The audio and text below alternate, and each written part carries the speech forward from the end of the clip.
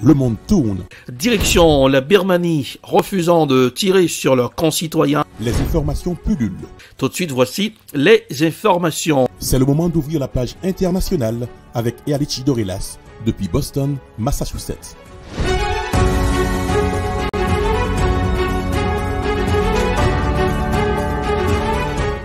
Mesdames, Messieurs, bonsoir. Ravi de vous retrouver aujourd'hui. Bienvenue dans la page internationale au grand journal du 14h.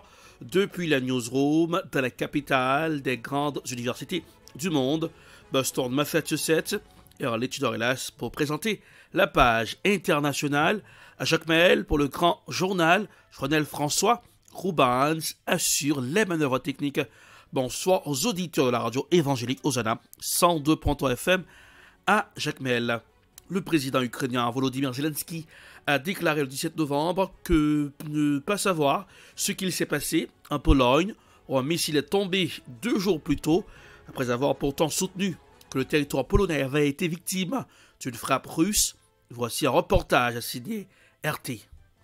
La Russie insistera pour que l'Occident désigne les responsables de l'incident en Pologne ayant mené à la mort de 2 personnes, a déclaré ce jeudi Konstantin Gavrilov, le chef de la délégation russe à Vienne, où se déroulent les négociations sur la sécurité militaire et le contrôle d'armement, n'entend pas laisser cette affaire sombrer dans l'oubli, pas plus que les accusations portées contre son pays. En Russie, ça fait un moment qu'on ne s'étonne plus guère d'être en permanence sur la sellette. C'est ce qu'a déclaré le représentant permanent russe auprès des Nations Unies, Vassily Nebenzia, hier lors de la réunion du Conseil de sécurité, et de dénoncer l'hypocrisie, selon lui, de ceux qui accusent la Russie de tir de missiles ayant fini sa course en Pologne, tout en sachant pertinemment que le missile tombé non loin de la frontière polono-ukrainienne était ukrainien. Je vous propose d'écouter.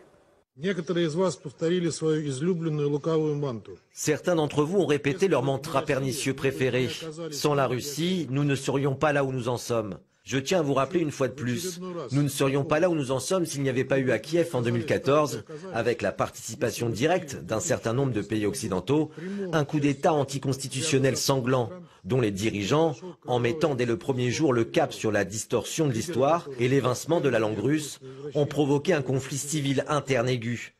Et nous ne discuterons pas ici aujourd'hui de ce dont nous discutions, si vous n'aviez pas encouragé le régime de Kiev dans sa réticence à respecter les accords de Minsk, et si vous n'aviez pas couvert sa guerre depuis 8 ans contre les habitants du Donbass.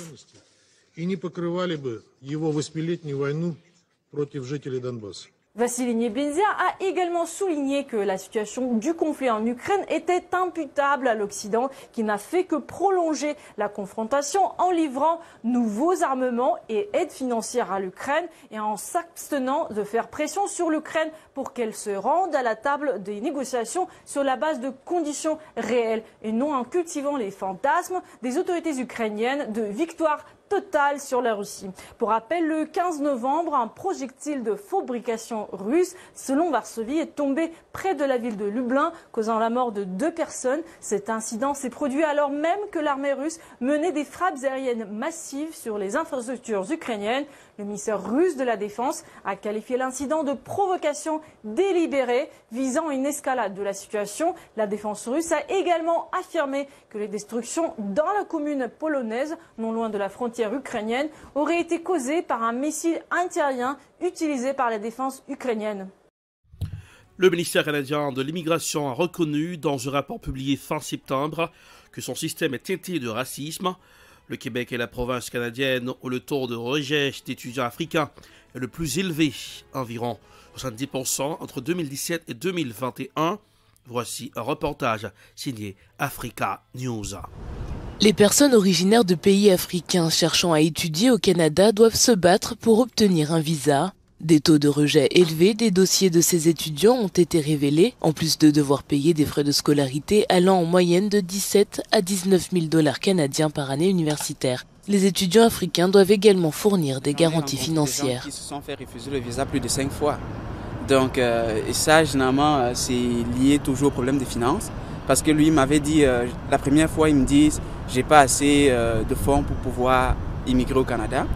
Et lorsqu'il allait trouver des fonds, il est revenu et on lui a rejeté encore, il a encore été rejeté en se faisant dire on n'est pas sûr que tu vas retourner dans ton pays d'origine après ta formation au Canada. Le pays, longtemps considéré comme une nation multiculturelle et inclusive, a admis dans un rapport publié discrètement à la fin du mois de septembre que son système d'immigration était teinté de racisme. Il y a des conséquences, pas juste sur les étudiants, mais aussi sur le travail des professeurs. Moi, ma programmation de recherche a été extrêmement retardée parce que j'avais recruté 4 ou 5 étudiants en même temps, mais ils ont tous été retardés d'1 an. Moi, je ne peux pas attendre 1 an, mais j'ai dû attendre 1 an. Selon les données fédérales, le Québec est la province canadienne où le taux de rejet d'étudiants africains est le plus élevé, environ 70% en provenance de nations africaines francophones entre 2017 et 2021.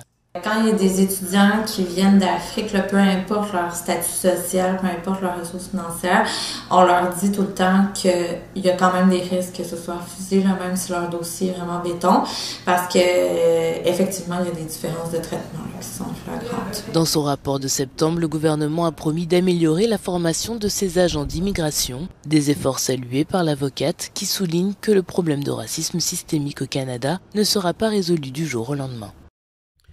Direction l'Ukraine, Dnipro, Kiev, Odessa. Les frappes russes visent spécifiquement sur le Kiev, des infrastructures énergétiques. Les jours à venir vont être difficiles alors que la première neige est tombée. Voici un reportage signé Euronews. L'Ukraine meurtrie ce matin par une nouvelle vague de frappes russes sur plusieurs régions. Ici, à Dnipro, l'explosion est filmée en direct depuis cette voiture. 8 personnes, dont un adolescent de 15 ans, ont été blessées dans le bombardement. Odessa a aussi été visée, tout comme Kiev. Près de la capitale, 2 missiles de croisière et des drones kamikazes ont été abattus par la défense ukrainienne. Les habitants se sont réfugiés dans le métro. Les frappes russes visent spécifiquement, selon Kiev, des infrastructures énergétiques. Les jours à venir vont donc être difficiles alors que la première neige est tombée. Elle recouvre le site en Pologne où un missile a tué 2 personnes. L'enquête se poursuit pour savoir d'où vient ce missile.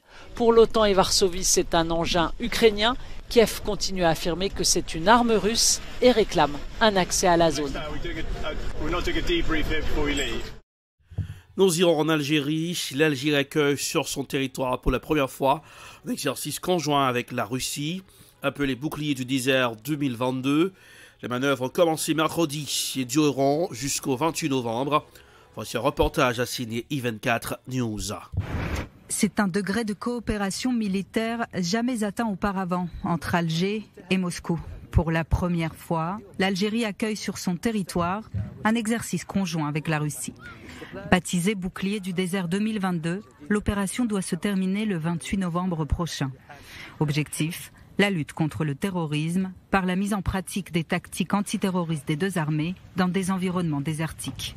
Au total, près de 200 soldats des forces antiterroristes russes et algériennes participent à cet exercice qui se tient dans la région de Béchar, à une 50aine de kilomètres de la frontière marocaine.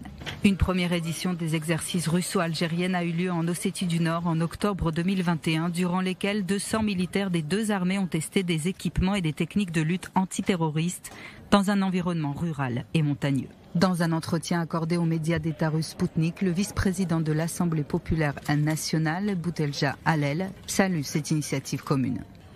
L'Algérie acquiert des armes russes de manière permanente et en grande quantité. En conséquence, les relations entre les 2 pays ont été et resteront stratégiques pendant de nombreuses décennies. En effet, depuis la première visite de Vladimir Poutine à Alger en 2006, le budget de défense algérien a quasiment triplé et 80% des équipements militaires importés depuis 2017 viennent de Russie. Ces exercices précèdent le prochain déplacement du président algérien Abdelmajid Tebboune en Russie. De son côté, la porte-parole du ministère russe des Affaires étrangères a souligné que ces manœuvres conjointes ne visaient aucun pays tiers, alors qu'elle se déroule à proximité du Maroc, pays avec lequel l'Algérie entretient des relations houleuses. Zoom sur le Mali. L'ONU appelle à soutenir la force du G5 Sahel. L'organisation militaire régionale censée être le fer de lance de la lutte contre le djihadisme est à l'arrêt depuis le retrait du Mali en mai dernier. Le gouvernement de transition malien l'accuse d'être instrumentalisé par l'extérieur. De son côté, l'ONU s'inquiète de la détérioration de la sécurité de la région. Voici un reportage signé RT de ce spécial pour vous.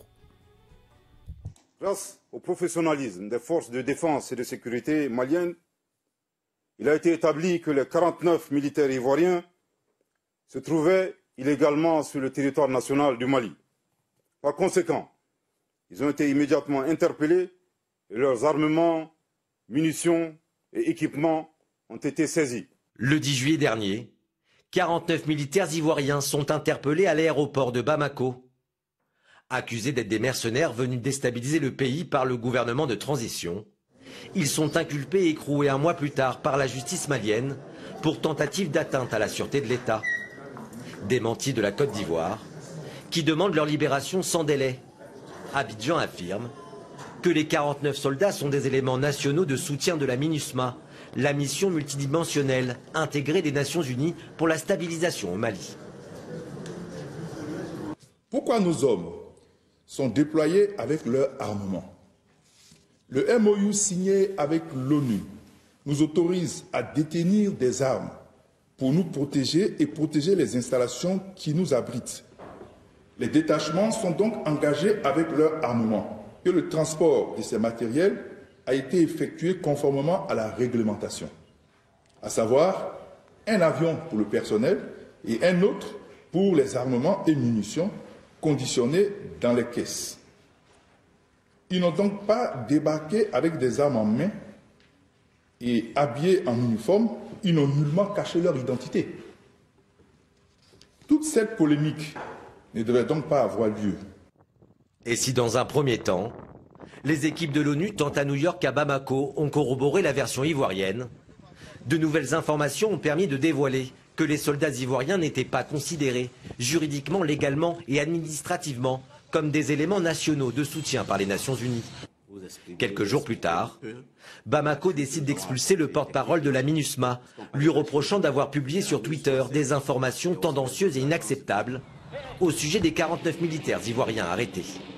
Une expulsion dans la foulée du renouvellement du mandat jusqu'au 30 juin 2023 de l'opération de maintien de la paix des Nations Unies au Mali, composée de plus de 12 000 soldats et 1700 policiers. Le MINUSMA n'a rien fait ici. On veut que le MINUSMA dégage. On ne veut plus le MINUSMA. On est là à cause de ça. On est là pour montrer dans le national et international, MINUSMA dégage. On s'en fiche de MINUSMA. On veut de notre patrie, on veut de notre force d'armée. Créé en 2013, l'avenir de la MINUSMA est aujourd'hui incertain. Déjà impacté par le départ contraint de la force française Barkhane, qui assurait un appui aérien, la mission est désormais diminuée par plusieurs défections.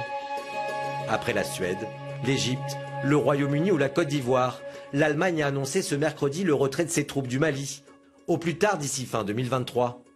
En attendant, la mission onusienne a prévu d'élaborer un rapport d'étape censé évaluer sa capacité à se déplacer et à travailler de manière efficace au Mali. C'est l'heure de fermer la page internationale pour ce aujourd'hui. Merci de l'avoir suivi. La production est signée de Prod. Réalisation Télébeltor pour le compte de la radio évangélique Hosanna 102.3 FM à Jacmel. Pour présenter la page internationale Erlich Dorelas depuis Boston, les capitales des grandes universités du monde. Couleur du temps pour ce aujourd'hui. Un peu de soleil, mais 46 degrés Fahrenheit, 8 degrés Celsius. Jacmel, 88 degrés Fahrenheit, 31 degrés Celsius. Bonsoir Joël, bonsoir Rubens, bonsoir aux auditeurs de la radio évangélique Hosanna 102.3 FM à Jacmel. Passez un excellent jeudi. Demain c'est vendredi 18 novembre, bataille de Vertières. Rendez-vous avec la page internationale, c'est pour lundi. Bonsoir, passez un bon week-end. À lundi. C'était la page internationale avec Erlich Dorelas.